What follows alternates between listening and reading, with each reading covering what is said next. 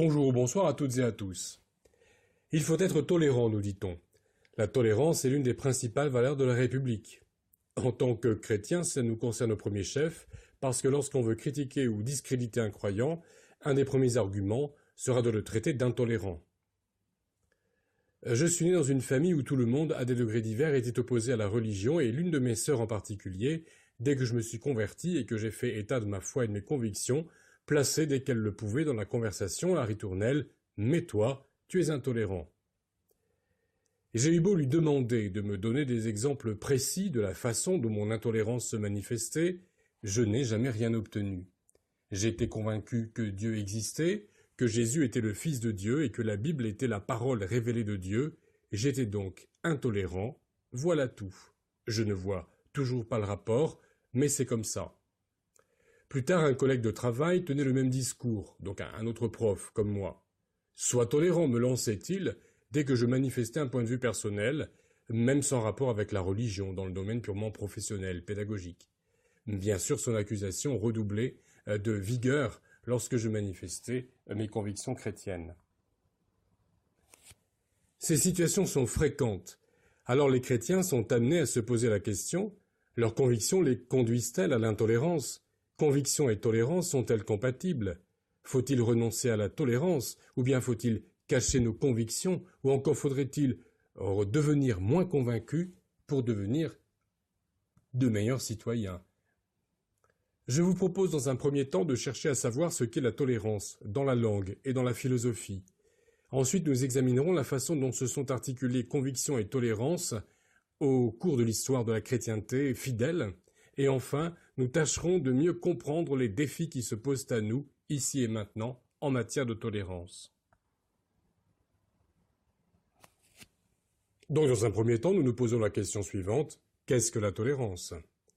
En latin, tolerare signifie supporter. Alors, non pas au sens de l'anglicisme, non pas au sens sportif de soutenir, mais dans le sens commun en français de subir avec patience.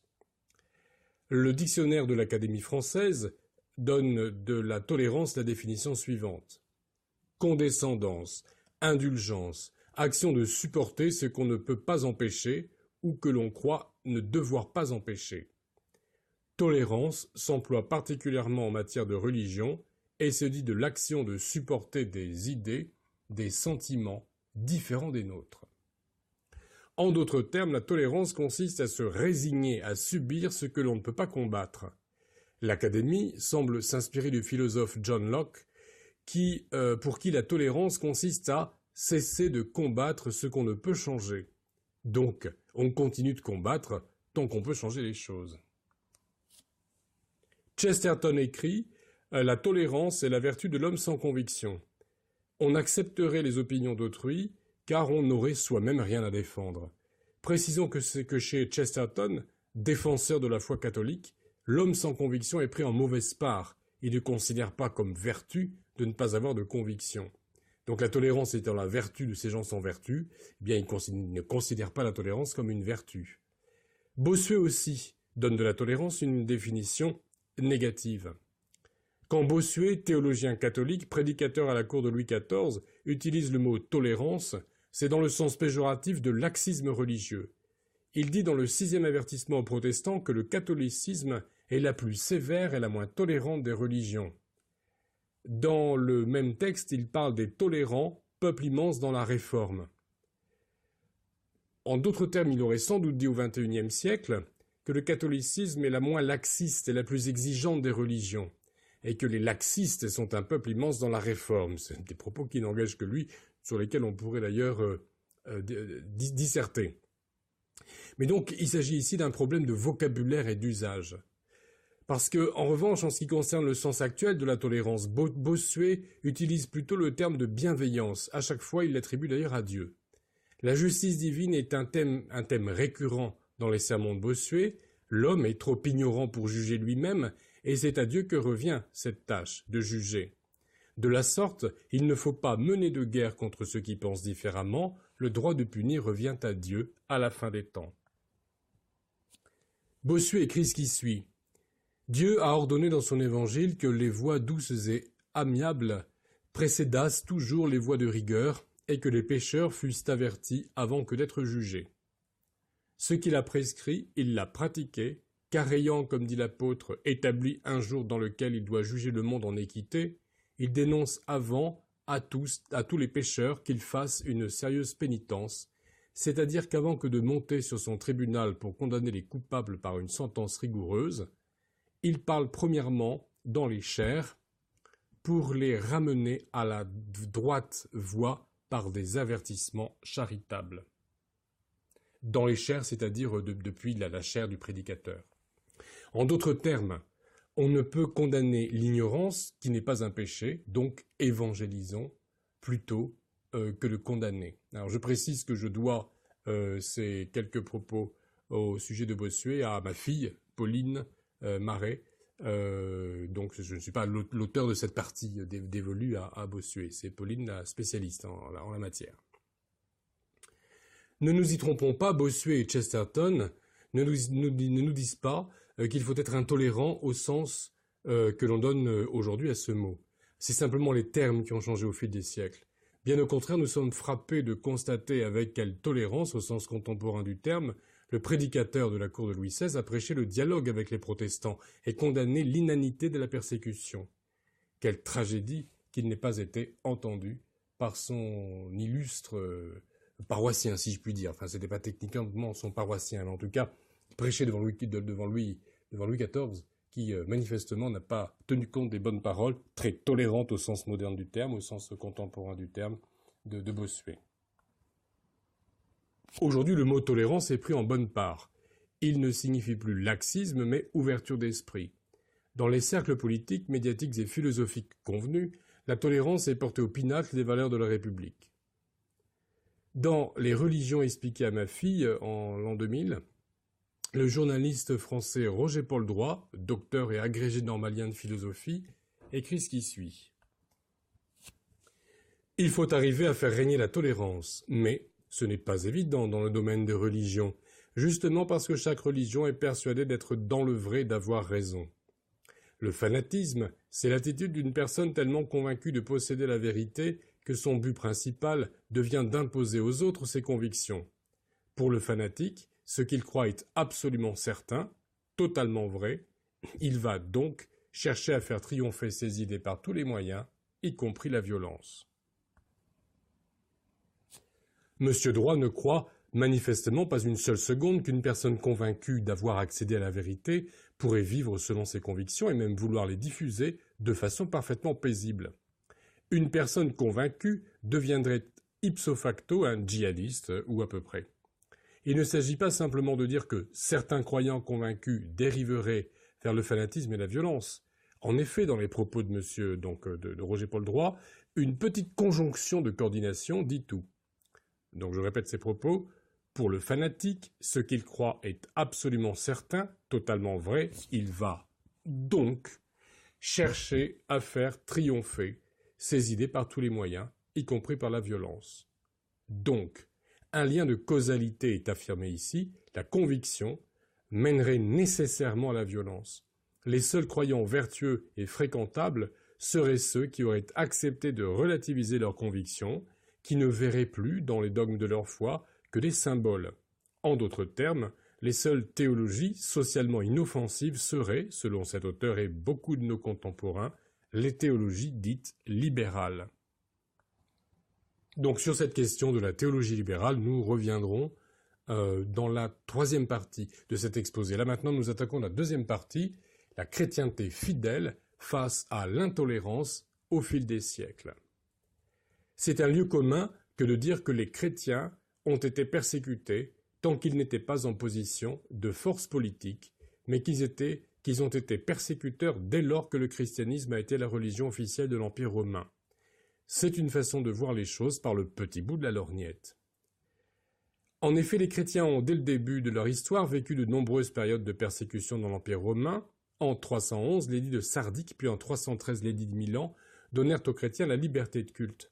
En 380, l'empereur Théodose fait du christianisme la religion officielle de l'Empire, et en 392, le paganisme est interdit. Mais la réalité est qu'une c'est en fait une certaine forme du christianisme qui est devenue officielle en 380.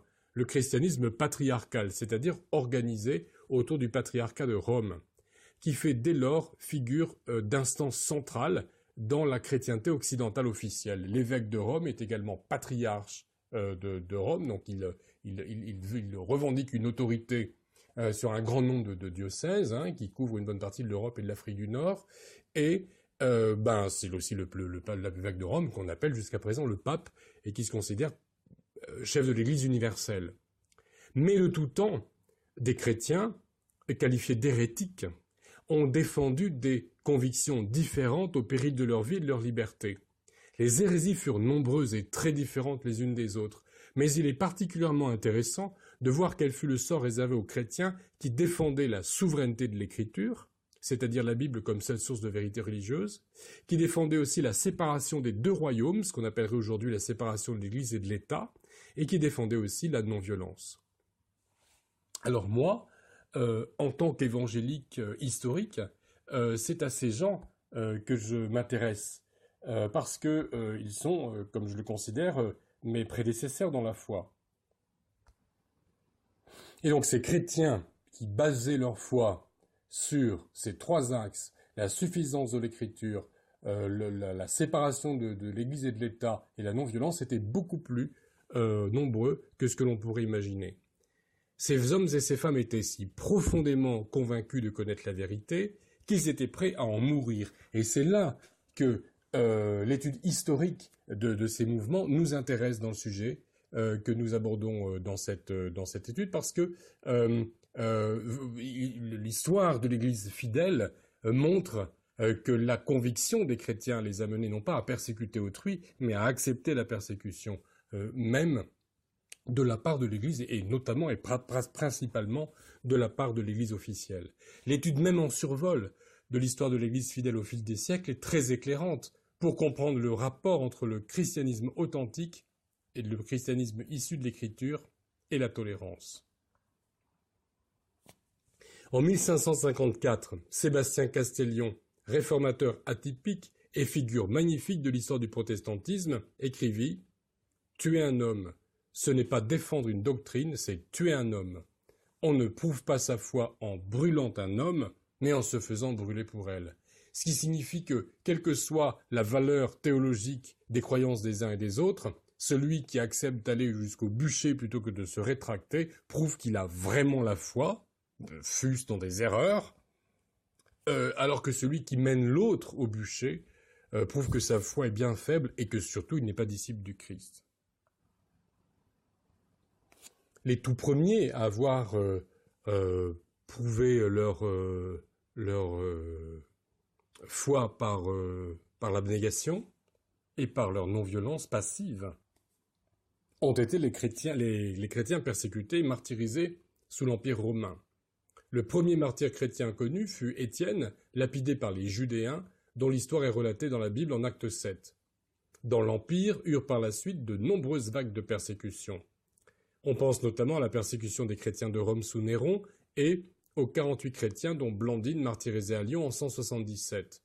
La dernière grande vague de persécution eut lieu sous Dioclétien, de 303 à 305. Et la dernière chrétienne entrée dans l'histoire, dont on ait retenu le nom en tout cas, à avoir été martyrisée avant l'édit de Sardique, donc avant l'édit de tolérance pour les chrétiens, et c'est Dorothée de Césarée qui a été martyrisée 2 mois avant que les chrétiens ont accédé à la liberté de culte. La conviction de ces gens, donc d'Étienne à Dorothée, elle les a conduits à endurer les tortures et la mort, mais pas à persécuter autrui. C'est dans le sang des martyrs que les chrétiens ont, au début de leur histoire, appris ce qu'est l'intolérance. L'intolérance des païens romains, qui étaient pourtant, loin s'en faut, qui n'étaient pas des fondamentalistes religieux. Donc c'était des gens très convaincus qui ont été persécutés, en réalité, par des gens qui n'étaient pas des fondamentalistes, qui étaient plutôt des relativistes dans leur foi. Les Romains étaient même plutôt des libéraux, pourrait-on dire, théologiquement parlant. En effet, pour eux, toute croyance religieuse était relative. Les peuples conquis étaient libres de prier leur Dieu et de célébrer les rites de leur religion à leur guise, à ceci près qu'ils ont interdit, notamment en Gaule, les sacrifices humains, même si par ailleurs ils se délectaient de combats de gladiateurs et de mise à mort dans les arènes. Mais enfin ça c'est une autre histoire. Et les dieux des divers panthéons étaient identifiés sans difficulté aux dieux romains. Nous nous souvenons tous des cours de nos cours de collège, en tout cas si nous sommes français et que nous avons eu ce programme particulier donc sur l'Antiquité gréco-romaine, nous nous souvenons de nos cours de collège où nous avons appris que les dieux romains, le dieu romain Jupiter, c'est Zeus chez les Grecs, Minerve, c'est Athéna, Mercure, c'est Hermès, etc. Donc la correspondance existait aussi avec les autres paganismes. De plus, les Romains n'exigeaient pas que les gens eussent la foi. Il y avait une seule chose avec laquelle ils ne transigeaient pas, il fallait faire des sacrifices sur l'autel de l'empereur, l'empereur étant considéré comme une divinité. Mais cette pratique religieuse du sacrifice à l'empereur était une question de cohésion politique. À part ça, chacun pouvait vivre sa foi comme bon lui semblait. Les chrétiens refusant de sacrifier à l'empereur, ils étaient persécutés. Eux, gens aux convictions assez profondes pour aller jusqu'au martyre, étaient persécutés par des relativistes, par des gens qui n'étaient finalement pas très convaincus. Par des gens, les païens romains, pour qui la notion de conviction religieuse était extrêmement floue. Donc le martyre des chrétiens fidèles n'a pas cessé en 311 avec la liberté accordée à la chrétienté officielle. Il est intéressant de nous pencher quelque peu sur les exemples les plus notables de chrétiens ayant affirmé la force et la vigueur de leur foi au péril de leur vie face à la chrétienté d'État. Et ça a commencé dès le début, j'ose plus dire. Ça a commencé au commencement. Dès que la chrétienté officielle est arrivée, je dirais, au pouvoir, au coude à coude avec l'empereur, ou les empereurs plutôt, puisqu'il y avait 3 co-empereurs à l'époque dans l'Empire romain, et bien on voit qu'immédiatement, l'Église officielle a eu recours à la violence, et a eu recours au bras séculier pour exercer la violence en son nom. Alors un exemple frappant de personnage qui a refusé ça, au nom de la non-violence chrétienne et de la séparation de l'Église et de l'État, ça peut surprendre, mais c'est Martin de Tours, dit Saint Martin. Martin de Tours est né en 316 à Savaria, c'est aujourd'hui en Hongrie, et il s'est converti pendant son service militaire. Dès lors, il a refusé de se battre, préférant servir de bouclier humain face aux Alamans en 364.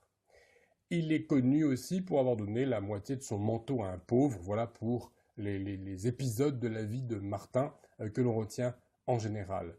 Il a été maître spirituel, évêque de Tours, il a également été ermite, prédicateur inlassable, et il est mort en 397, à Cande, aujourd'hui Cande-Saint-Martin, près de Tours donc. Alors Martin est aujourd'hui un des principaux saints vénérés dans l'Église catholique, mais c'est très paradoxal car en réalité, il s'est élevé contre la hiérarchie catholique naissante. En effet, en 385, rappelons-nous que le christianisme patriarcal n'est devenu religion officielle que 5 ans plus tôt. Donc en 385, Priscillien, évêque d'Avila dans le sud de l'Espagne, est devenu hérétique et 6 de ses disciples ont été condamnés au bûcher à Trèves par l'empereur Maxime à l'instigation d'Idas, Idas étant un évêque espagnol, voisin de Tolède, mais qui était resté fidèle à Rome et qui a obtenu que Priscillien et 6 de ses compagnons fussent condamnés au bûcher. Et ce fut le premier cas connu d'exécution de chrétiens par des chrétiens auprès d'une tutelle à l'issue d'un procès en hérésie. Martin était alors de passage à Trèves au moment des faits, et il a fait connaître sa vive indignation à l'évêque de Rome qui s'appelait Cyrus. Il a obtenu de Cyrus la suspension des poursuites contre les disciples de Priscillien, mais enfin pour Priscillien et 6 autres personnes c'était trop tard, et dès lors Martin a refusé, au péril de sa vie, de participer aux assemblées épiscopales. Il voulait de la sorte marquer son désaccord avec le centralisme romain, il voulait aussi manifester contre la violence exercée contre les hérétiques. Et ceci quitte à être suspecté d'hérésie, il aurait pu se retrouver au bûcher lui aussi pour cela. Donc comme il s'était interposé entre Romains et Alamans en 364, prêt à mourir pour ne pas verser le sang d'autrui, voilà Martin de Tours, un vieil homme dans les 12 dernières années de sa vie, préférant la perspective du bûcher plutôt que d'accepter qu'on y envoie les hérétiques. Et tout ça parce que c'était un homme de foi. Martin de Tours fut un modèle de tolérance parce qu'il fut un modèle de conviction. C'est au nom de ces convictions chrétiennes c'est en tant que disciple de Jésus-Christ qu'il refusait la violence. Et donc qu'il refusait qu'on exerce la violence contre des gens qui ne pensaient pas comme lui. Alors, je vais donner encore quelques exemples historiques qui méritent franchement qu'on s'y penche. Il y a quelqu'un dans ma parenté qui habite à Marseille, tout près d'une rue qui s'appelle la rue Pierre de Bruy. Et j'ignore si cette personne sait pourquoi, a eu la curiosité de se pencher pour savoir qui était ce Pierre de Bruy. En tout cas, moi, j'ai été très curieux de voir une Pierre de Bruy à Marseille. Et très curieux et très satisfait. Le Provençal Pierre de Bruy est une figure célèbre de l'évangélisme du début du XIIe siècle. En 1117, il se mit à prêcher en itinérance en Provence, dans le Dauphiné et dans le Languedoc. Il est le premier prédicateur chrétien retenu par l'histoire, en dehors de la période apostolique, à considérer que le baptême devait être reçu à l'âge de raison. En ce sens, on peut l'associer aux anabaptistes. Donc pour lui, le baptême devait être administré dans une démarche volontaire de conversion personnelle. Il était également opposé à la doctrine de la présence réelle du Christ dans l'Eucharistie, à la prière pour les morts, au sacrement de l'extrême-onction. Il menait une vie très pauvre et d'une façon générale, il refusait les doctrines qui n'étaient pas fondées sur les évangiles. Pierre de Bruy serait mort à Saint-Gilles en Camargue en 1131, brûlé vif par la populace pour le coup, et non pas suite à un procès en hérésie. Pierre de Bruy a laissé de nombreux disciples qu'on appelait les pétrobruciens, et qui à leur tour furent amèrement persécutés pour leurs convictions. À peu près à la même époque que Pierre de Bruy, il y eut Henri de Lausanne, ancien moine. Henri prêcha de 1101 à 1146, d'abord au Mans dans le Maine, et son enseignement était très proche de celui de Pierre de Bruy, qu'il rencontra à peu près aux alentours donc de 1140. Chassé du Mans, Henri se réfugia à Lausanne, d'où le nom que l'histoire lui a donné, Henri de Lausanne. Déclaré hérétique par le concile de Pise en 1135, Henri fut pourchassé des années durant, menant une vie ascétique, et il fut finalement à l'instigation de Bernard de Clairvaux, emprisonné en 1148, jusqu'à sa mort, mort qui est survenue à une date qui ne nous est pas connue. Donc, en tout cas, Henri de Lausanne eut une carrière exceptionnellement longue, surtout pour l'époque, puisqu'il prêcha l'évangile durant 47 ans, bravant la pauvreté, la faim et la violence. 47 longues années durant lesquelles il connut la persécution, la prison, le danger, la faim et la fuite, pour défendre ses convictions. Et enfin, nous allons poursuivre en parlant de ceux que j'aime bien appeler nos ancêtres les Vaudois, un petit jeu de mots, mais c'est pour marquer effectivement les liens historiques dans la foi. Les Vaudois, dont il est question ici, ne doivent pas être confondus avec les habitants du canton de Vaud en Suisse. Donc les Vaudois dont nous parlons ici tirent leur nom de Pierre Valdo, marchand lyonnais, né en 1140 et mort en 1217. Vers 1170, Pierre Valdo se convertit en entendant une prédication de rue sur la pauvreté de Jésus. Il a fondé la communauté des pauvres de Lyon et financé la traduction des évangiles en dialecte lyonnais. Ce qu'on appelle a posteriori le franco-provençal médiéval, enfin un dialecte lyonnais de l'époque, du XIIe siècle.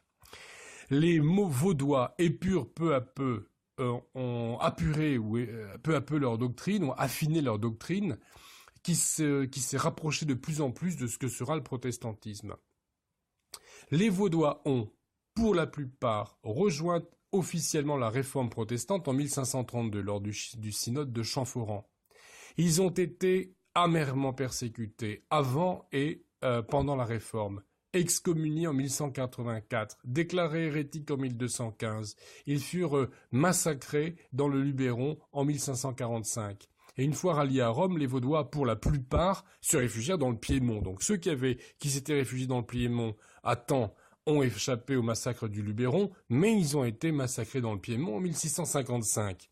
Et il fallut attendre 1848 pour que le roi Charles-Albert de Piémont-Sardaigne signe l'acte d'émancipation qui fit d'eux des sujets comme les autres. Il en a fait autant d'ailleurs que Charles-Albert pour les Juifs. Donc les Juifs, il a fallu qu'ils attendent encore plus longtemps, parce qu'ils étaient là depuis plus longtemps encore. Voilà un peuple qui persévéra dans ses convictions en dépit des persécutions pendant 7 siècles. Certains se sont convertis au catholicisme, donc d'autres ont perdu la foi, d'autres se sont exilés. allant parfois jusqu'en Amérique du Sud. Mais un petit reste avait, chevillé au corps, une force de conviction si forte qu'ils persévérèrent de génération en génération pendant 7 siècles. Alors, nous reviendrons un peu plus tard sur ce qui s'est passé au bout de 7 siècles. Alors, John Wycliffe et les Lollards maintenant. Traversons la Manche et parlons un petit peu de ceux que l'on considère parfois comme les Vaudois anglais, à savoir les Lollards, et un des fondateurs de leur mouvement qui fut John Wycliffe. John Wycliffe est né vers 1130, sans doute à Hipswell, dans le Yorkshire, donc en Angleterre, et ce théologien catholique a principalement vécu et enseigné à Oxford. Il prêcha rapidement dans son itinéraire de théologien, la suffisance de l'écriture comme source de la foi et norme de la morale, rejetant donc le magistère, c'est-à-dire l'autorité de la hiérarchie romaine, et la tradition. Il rejetait également la présence réelle du Christ dans les matières de l'Eucharistie, il rejetait le culte des images, les pèlerinages, le célibat des prêtres, les indulgences, ça veut dire on donne de l'argent pour aller plus facilement au paradis. Donc ça, il rejetait. Parce que c'est biblique, c'est complètement contraire aussi à la théologie chrétienne. Wycliffe a traduit la Bible en anglais, et finalement, il a été condamné par Rome en 1384, mais il est mort de sa belle mort le 31 décembre de cette année-là. Les idées de Wycliffe continuèrent de se répandre grâce à des prédicateurs itinérants surnommés les Lollards. Alors justement, on considère parfois les Lollards comme les disciples uniquement de Wycliffe. D'autres considèrent qu'ils doivent leur nom à Gauthier Lollard ou Walter Lollard, qui était un Vaudois français qui était venu prêcher en Angleterre. Donc on voit de toute façon cette connivence, enfin le fait que c'est aux mêmes personnes que l'on attribue l'héritage et de Wycliffe et de Walter ou Gauthier Lollard montre bien qu'il y a tout de même une connivence historique qui est reconnue entre Wycliffe et les Vaudois. En 1395, les Lollards s'adressèrent au Parlement d'Angleterre, puisque les affaires religieuses et les affaires de l'État étaient quand même très intimement liées, et donc ils ont réclamé l'abolition du célibat des prêtres, de la transsubstantiation, c'est-à-dire la croyance dans la présence réelle du Christ, de Jésus dans le pain et le vin de l'Eucharistie. Ils ont demandé l'abolition de la prière pour les morts, du culte des images, de la confession aux prêtres et de plusieurs autres pratiques considérées comme non bibliques. Donc on imagine bien qu'ils se sont fait envoyer dans les roses. En 1399 commence une vague de persécution d'une grande violence, et en 1401 un décret les condamne au bûcher. Ça veut dire que sans autre forme de procès, on peut attraper un Lollard et le faire griller, quoi. C'était une condamnation collective en 1401. Donc à partir de donc ils ont persévéré pendant 15 ou 16 ans, et apparemment à partir de 1417, ils sont vraiment entrés dans la clandestinité parce que les morts avaient jusque-là été extrêmement nombreux, et ils ont continué de l'être. Et par la vigueur de leur foi, les Lollards surent affronter la persécution, la souffrance et la mort. Revenons en Europe, en Bohême, où le Tchèque Jan Hus, dont le nom peut être francisé en Jean Hus, est né donc à Husinec, en Bohême, entre 1369 et 1373. On ne sait pas exactement sa date de naissance. Jean Hus devint prêtre, prêcha à Prague les mêmes principes évangéliques que ses prédécesseurs. Il traduisit la Bible en langue tchèque, qu'il a codifiée. Il a condamné pour hérésie et brûlé vif il a été condamné pour hérésie et brûlé vif à Constance, aujourd'hui dans le territoire allemand de Bade-Württemberg, en 1415. Ces convictions fortes l'ont-elles conduit à la haine et à la violence? Non, elles l'ont conduit à la résistance, au service de Dieu et du prochain, et à l'abnégation jusqu'à la mort du bûcher. Alors il faut préciser que parmi toutes ces hérésies, c'est assez compliqué de savoir ce que ces gens croyaient, parce qu'on a, pour certains d'entre eux, pour certains mouvements, notamment des mouvements que je n'ai pas cités, peu de textes qui viennent de ces mouvements eux-mêmes. C'est-à-dire qu'en fait, souvent, on sait ce qu'ils croyaient à travers leurs détracteurs. à travers ceux qui les ont critiqués et condamnés. Historiquement, on sait qu'effectivement, on sait maintenant ce que croyaient les pétro-bruciens, les lollards, parce qu'on a des textes, de même que les henriciens, mais on trouve aussi du coup des textes de gens qui les accusent d'avoir cru autre chose. Alors notamment là, c'est Bossuet, là c'est une pierre dans son jardin. Bossuet cite les pétro-bruciens et les henriciens comme des cathares, ce qui n'était absolument pas le cas. La croyance des cathares, en fait, on faisait plutôt des gnostiques. Là, j'ai fait d'autres vidéos sur le sujet. Et puis, donc, je vous renvoie à la question, hein, si vous cherchez dans les vidéos foi vivante gnosticisme, j'ai fait une vidéo sur la question. Donc, les cathares étaient des héritiers des gnostiques, mais véritablement, il est clair que les mouvements dont je viens de parler, c'était des mouvements qui étaient précurseurs de la réforme protestante et par là même de la théologie évangélique. L'évangélisme étant à comprendre au sens de la Renaissance et au sens historique, c'est-à-dire la volonté de réformer la foi chrétienne par un retour à l'Écriture. Alors nous voilà maintenant arrivés à la Réforme. Les idées évangéliques ont en effet triomphé avec la Réforme protestante. Alors, dans le domaine qui nous intéresse ici, à savoir la tolérance, les trois principaux pôles de la Réforme, il faut le savoir, ont eu des attitudes très diverses. Tout d'abord, Luther. Alors, il faut savoir que Luther, contrairement à des critiques qui peuvent lui avoir été faites, refusait que l'on persécute qui que ce fût sous prétexte d'hérésie. Il acceptait tout au plus qu'on bannisse les prédicateurs, mais il s'opposait à ce que l'on réprime l'hérésie par le glaive et par le bûcher, ce qui était nouveau à l'époque. En 1525, là, en pleine révolte des paysans, Luther affirme qu'il ne faut pas mettre à mort les prédicateurs schismatiques, les gens qui s'éloignent de son Église. Il faut se contenter de les bannir, écrit-il. Les troubles à l'ordre public causés par exemple par la secte de Münster, qui mêlait politique et religion, étaient considérables.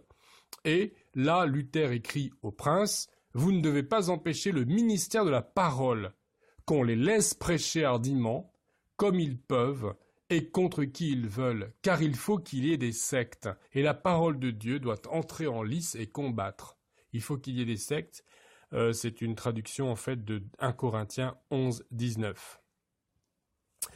En revanche, Luther ne s'oppose pas à la répression des révoltés sur le plan politique. Il écrit dans son traité contre les paysans meurtriers et pillards, donc là je cite Luther, que l'autorité accomplisse son devoir partout où le paysan ne veut pas entendre raison, donc que l'autorité saisisse l'épée et qu'elle frappe.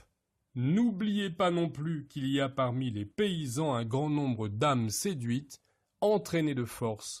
Il faut à tout prix les délivrer et les sauver. Alors là, le problème, c'est que quand même Luther avait pris la place de l'Église catholique et des évêques en conseillant spirituellement les princes. Donc du coup, en les conseillant aussi dans leurs efforts de guerre. Ça, on peut le lui reprocher. Ceci étant dit, on ne peut pas lui reprocher d'avoir appelé à la répression sanglante des hérétiques parce qu'il ne l'a pas fait. À Genève, sous Calvin, en revanche, ce fut une autre chanson. Le bûcher n'était pas épargné aux hérétiques, loin de là. Alors, notamment, on connaît l'affaire Michel Servet, qui est particulièrement célèbre. C'était donc un prédicateur espagnol qui prêchait contre le dogme de la Trinité et qui a fini sur le bûcher à Genève. Donc les bûchers de Genève sont la tache la plus noire de l'histoire de la Réforme. Mais même du côté calviniste, des personnages ont rayonné, non des flammes des bûchers, mais de la lumière de la charité, à l'image de Sébastien Castellion, justement, dont j'ai parlé un peu avant, et qui était un compagnon de Calvin. Alors c'est vrai qu'après, les défenseurs de Calvin disent que c'était les conseils de Genève qui condamnaient au bûcher. Mais enfin, Calvin, c'est absolument jamais opposé. Enfin, il y avait quand même un lien extrêmement fort entre le pouvoir spirituel et le pouvoir séculier à Genève. Et quand on dit que Genève était une théocratie, c'est-à-dire qu'un gouvernement religieux, bah oui, c'était un gouvernement religieux, on ne peut absolument pas passer outre. Donc on ne peut pas affranchir Calvin de ce qui s'est passé à Genève à cette époque. J'ai moi-même grandi principalement dans le Gard, où le souvenir de la Réforme est extrêmement vif, et de la Réforme calviniste, et on se souvient, dans cette région, des résistants huguenots, notamment des prisonnières de la tour de Constance, qui ont passé l'essentiel de leur vie enfermées à Aigues-Mortes, donc dans cette tour qu'on peut visiter maintenant, et elles étaient donc enfermées pour leur foi, alors que les hommes, eux, étaient envoyés aux galères ou au supplice de la roue. Alors, il suffisait à ces femmes de prononcer une simple phrase, je me réunis, sous-entendu je me réunis à l'Église catholique, donc pour être considérées comme converties et pour sortir. Mais la plupart restèrent fidèles jusqu'à la fin, et elles ont, en tout cas on peut le voir encore, je l'ai vu de mes yeux, vous pouvez faire pareil en allant à Aigues-Mortes, en visitant la tour de Constance, on peut voir que dans la margelle du puits de la tour, elles ont gravé avec leurs ongles, dans la margelle, leur mot d'ordre, résister. En revanche, on m'a longtemps passé sous silence la Michelade, la révolte des protestants nîmois des 29 et 30 septembre 1567 qui fit de nombreuses victimes chez les catholiques. Et il faut préciser, dans le cas de la Michelade, comme à chaque fois ou presque que le sang est versé sous couvert de raisons religieuses, que les vrais motifs, donc, ont été des motifs de pouvoir politique. En gros, l'affaire de la Michelade, c'était le Conseil des Messieurs, qui était en fait le commandement calviniste, voulait reprendre le pouvoir à la municipalité catholique qu'il avait reçue du roi. Donc c'était vraiment une histoire politique. C'est exactement ça. Donc comme l'a écrit Castellion, encore lui, les vrais croyants, j'y reviens, sont ceux qui acceptent de souffrir pour leurs convictions. C'est la soif de pouvoir qui conduit à prendre le glaive, fût sous couvert de la religion, avec le masque de la religion. Et le troisième courant de la Réforme est presque systématiquement oublié par les historiens, car il ne s'est pas appuyé sur les grandes semondes pour subsister. On le considère souvent avec mépris comme relevant de la petite histoire, et pourtant, il s'agit de l'anabaptisme pacifique organisé par Menno-Simons, qui prêchait la séparation nette entre les deux royaumes, donc le royaume de Dieu et la cité, en d'autres termes, il s'agit, là j'insiste encore là-dessus, de la séparation entre l'Église et de l'État, et il prêchait également la plus stricte non-violence.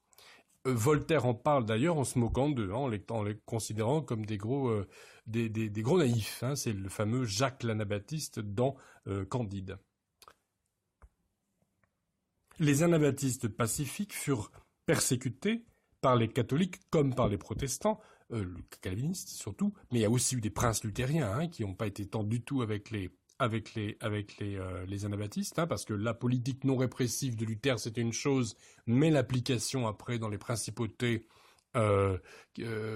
protestantes c'était encore autre chose.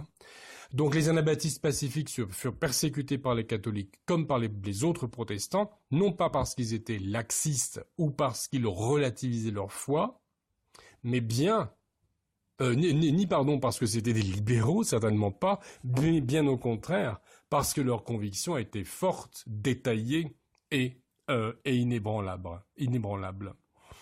Et aujourd'hui aussi, dans l'époque contemporaine, les chrétiens persécutés, ça ne manque pas, et d'après Amnesty International, la catégorie, disons, les plus persécutés dans le monde actuellement sont les chrétiens, qui sont persécutés parce qu'ils sont chrétiens ou qui se définissent comme tels.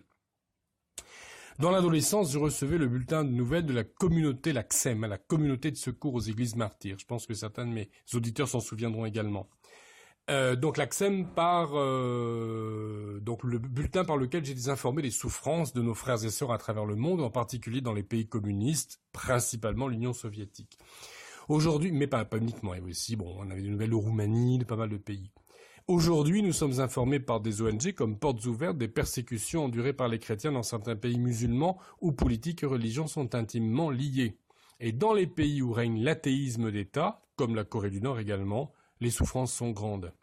Depuis 2000 ans, ça n'a pas cessé. Des milliers de chrétiennes et de chrétiens sont persécutés parce qu'ils ne veulent pas renoncer à leur foi, parce qu'ils ne veulent pas la relativiser. On peut en dire autant d'autres religions persécutées. Je pense par exemple à une religion, une nouvelle religion,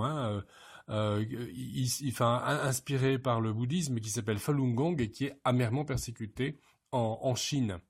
Donc les chrétiens donc ne sont pas les seuls à souffrir parce qu'ils sont attachés à leurs convictions, mais à travers le monde, des millions d'hommes et de femmes prouvent chaque jour que le fait d'avoir des convictions inébranlables ne conduit pas nécessairement à l'intolérance, mais peut aussi conduire à subir l'intolérance.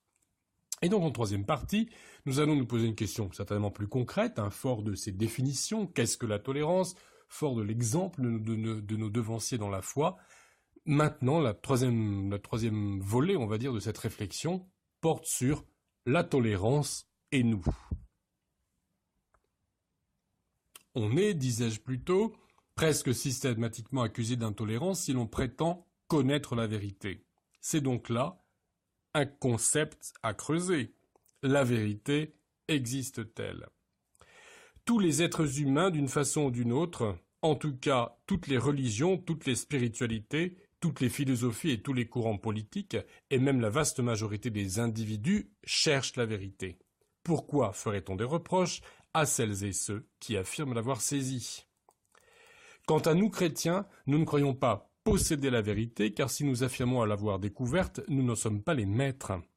Ce n'est pas nous qui possédons la vérité, c'est la vérité qui nous possède. Une phrase que j'ai entendue dire par un pasteur il y a très longtemps, ce n'est pas nous qui possédons la vérité, c'est la vérité qui nous possède, et je me suis rendu compte qu'après lui, c'est Joseph Ratzinger, devenu Benoît XVI, qui a écrit cette phrase également. Donc elle est connue pour être une phrase de Ratzinger, mais je l'ai entendue de la bouche d'un pasteur avant. Donc c'est une phrase, me semble-t-il, pleine de sagesse. Ce n'est pas nous qui possédons la vérité, c'est la vérité qui nous possède, parce que nous sommes possédés par le Christ et que c'est le Christ la vérité. Jésus dit, moi, je suis le chemin, la vérité et la vie, nul ne vient au Père que par moi. La vérité nous possède parce que la vérité c'est Jésus-Christ et qu'il est notre maître, et ce n'est donc pas nous qui sommes les maîtres de la vérité. Si nous sommes chrétiens, telle est notre conviction. Nous n'avons pas à devenir orgueilleux du fait d'avoir été saisis par la vérité. C'est au contraire dans une grande humilité que nous devons nous poser la question que George Whitefield se posait. Pourquoi moi ? George Whitefield étant un prédicateur méthodiste anglais du XVIIIe siècle.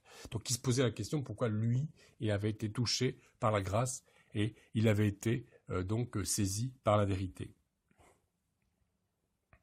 Il me semble difficile de valider intellectuellement le raisonnement qui consiste à dire qu'une personne persuadée d'avoir raison dans un domaine particulier serait un fanatique, et d'accuser cette personne d'être, en devenant convaincu, d'être devenu ipso facto un terroriste en puissance. Soit il s'agit d'un simple mépris de la religion, et dans ce cas, vouer de la sorte les croyants aux gémonies n'est pas très tolérant, soit il s'agit du raisonnement plutôt puéril, selon lequel, si tu es sûr de quelque chose, tu considères que celui qui ne pense pas comme toi a tort, et si tu penses qu'autrui a tort, tu es intolérant. Mais imaginons un seul instant qu'on applique ce genre de raisonnement au domaine scientifique, par exemple. Alors on ne va pas bien loin avec ce genre de démarche, mais je crains fort que pourtant ce soit là l'écueil dans lequel est tombé Roger Paul Droit, par exemple, l'écueil sur lequel il a fait naufrage, en tout cas, pour garder l'image. Voilà. Il y a aussi ce qu'on pourrait appeler la tentation libérale, pour poursuivre dans justement cette poursuite de ce concept de vérité. La vérité existe-t-elle ? Nous sommes tous, les croyants, soumis à cette tentation libérale. L'ultime tragédie des Vaudois, j'en parlais tout à l'heure, ils ont persévéré pendant 7 siècles, mais comme à peu près celle de tous les courants évangéliques, au sens historique du terme, donc c'est qu'après avoir persévéré dans la foi des siècles durant, leurs descendants au XXe siècle succombaient à la théologie libérale. L'église vaudoise en Italie est devenue au XXe siècle une église très libérale. Le libéralisme théologique consiste à rejeter les fondements de la foi pour n'y voir plus que des symboles, des réalités relatives qui s'adaptent avec le temps. Le libéralisme a touché tous les courants du protestantisme et plongé des millions de familles chrétiennes dans l'apostasie. Là où l'Inquisition et les bûchers ont échoué, eh bien le relativisme de la pensée a réussi, c'est-à-dire à battre la foi du plus grand nombre. C'est pourquoi nous devons, nous chrétiens professants, tenir bon dans nos convictions. Le libéralisme est une manière de rejeter Dieu particulièrement pernicieuse parce qu'il prétend le contraire. Il prétend ne pas rejeter Dieu, il prétend être une forme de christianisme au contraire. Donc le libéralisme reprend le mot de Satan au Jardin d'Éden, en Genèse chapitre 3 verset 1. Dieu a-t-il vraiment dit? Donc en fait il remet en question la réalité de la parole de Dieu. Le libéralisme donne le droit de croire ce que l'on veut, de vivre selon n'importe quel système de valeurs, pourvu que l'on soit de bons citoyens et que l'on continue d'entretenir un corps pastoral qui n'a plus rien à dire, en tout cas pas dans le domaine de la spiritualité, encore moins dans le domaine de l'annonce du salut. Quel salut, hein, dira-t-on dans les sphères libérales. Or, le libéralisme, ce n'est pas forcément chez les autres. Chez les évangéliques, on a tendance à dire, nous, il y a les évangéliques, et puis il y a l'Église protestante unie de France qui est, elle, libérale. C'est pas si simple que ça. Parce que le libéralisme menace aussi les églises dites évangéliques. La vulnérabilité des évangéliques face à toutes les dérives n'est plus à prouver. Mais nous sommes aussi menacés par le libéralisme. Rien ne nous aura été épargné. Le théologien protestant Karl Barth a écrit « Nous cherchons Dieu ailleurs que dans sa parole, c'est-à-dire que nous ne le cherchons plus ». Et il l'a écrit dans un texte en 1933 où il va jusqu'à comparer la démarche de la théologie libérale à la démarche de la Reichskirche naissante. Elle existait peut-être pas encore en 1933, mais en tout cas, il comparait en fait le libéralisme et cette tendance de certains chrétiens allemands à se rapprocher du nazisme. C'est dire comme il aimait le libéralisme. Et alors je répète sa phrase, nous cherchons Dieu ailleurs que dans sa parole, c'est-à-dire que nous ne le cherchons plus. Comme c'est vrai. Lorsque l'on cherche la volonté de Dieu dans l'intuition, dans la fausse prophétie, dans les fausses doctrines, style évangile de la prospérité et compagnie, ou quand on le cherche dans le conformisme social, eh bien on ne le cherche plus. Quand on cherche à être un bon citoyen plutôt que d'être un bon chrétien, on ne cherche plus Dieu. Donc Dieu est tel qu'il se révèle lui-même, et par conséquent, on ne sait qui il est que si l'on sonde sa parole. Je disais donc que la tentation est grande de sombrer dans le libéralisme, même pour les évangéliques. Plus haut, nous lisions Roger Paul Droit, qui développe l'idée fort répandue qu'un bon croyant, c'est un libéral, donc plus tout à fait un croyant. Un peu comme le général Sheridan aux États-Unis au XIXe siècle, qui considérait qu'un bon Indien, c'était un Indien mort. Et nous savons ce qu'il est advenu des Indiens. Donc pour Roger Paul Droit, un bon croyant, c'est un croyant mort, puisque libéral. Donc la pression est forte et le processus est largement engagé. Même dans les milieux qui n'ont pas dérivé vers le pseudo-évangile de la prospérité et vers l'illuminisme, eh bien, on entend de plus en plus souvent, du haut du pupitre, des propos de nature à relativiser l'importance de la foi et de la mise en pratique.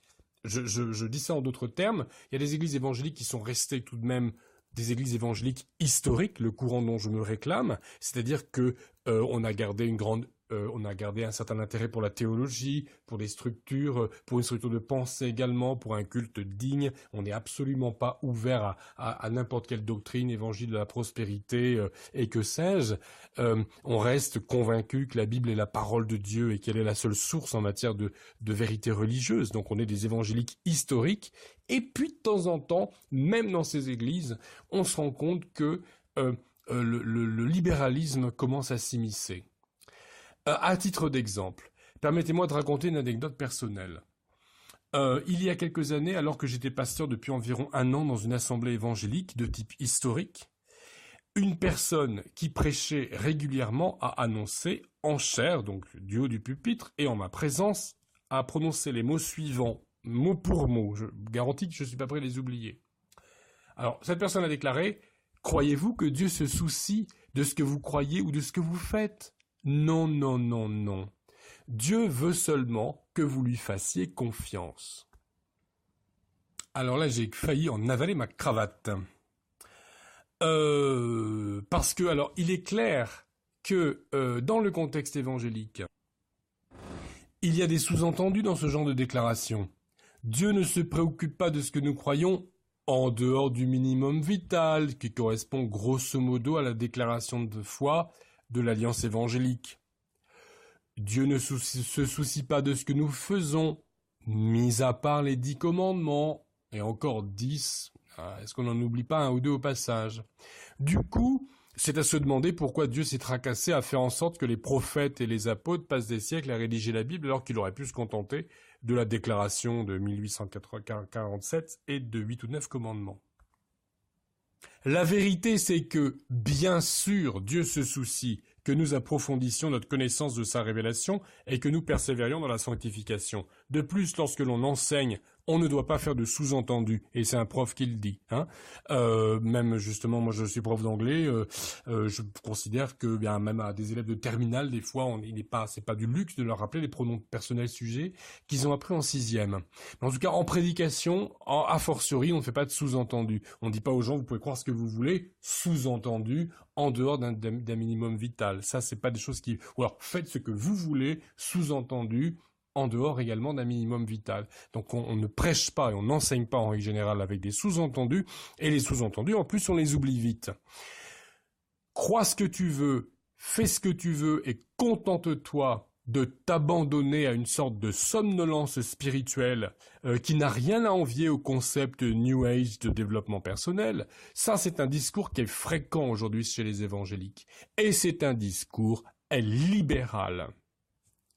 Pour terminer l'anecdote, donc je suis dans la semaine allé voir la dame en question, puisque c'était une dame, je précise, et qui n'était pas du tout désireuse de se former, mais alors pas du tout, et qui du coup a cessé de prêcher, et en tout cas, elle n'a plus prêché, en tout cas tant que j'étais dans cette assemblée. Mais ce n'est malheureusement pas un cas isolé. Soyons des chrétiens convaincus, ne succombons pas à la tentation libérale, même si c'est ce que la société exige de nous. Nous n'avons pas besoin de devenir des protestants libéraux pour être de bons citoyens et certainement pas pour être de bons chrétiens. Alors qu'en est-il de l'évangélisation ? Roger Paul Droit écrit, je relis cette même phrase, parce qu'elle est quand même très emblématique, elle n'engage pas que Roger Paul Droit, en ce sens que il y a énormément de gens qui auraient pu lire cette phrase-là. Donc pour les fanatiques, ce qu'ils croient est absolument certain, totalement vrai. Il va donc chercher à faire triompher ses idées par tous les moyens, y compris la violence. Alors, sans aller jusqu'à la violence, le simple fait de vouloir faire triompher ses idées est considéré comme un élément du fanatisme. L'évangélisation, donc, est-elle un djihad de la pensée, un viol de la conscience? La libre diffusion des idées ne relève-t-elle pourtant pas de la liberté d'expression? Or, qu'est-ce que l'évangélisation, sinon la libre diffusion des idées chrétiennes?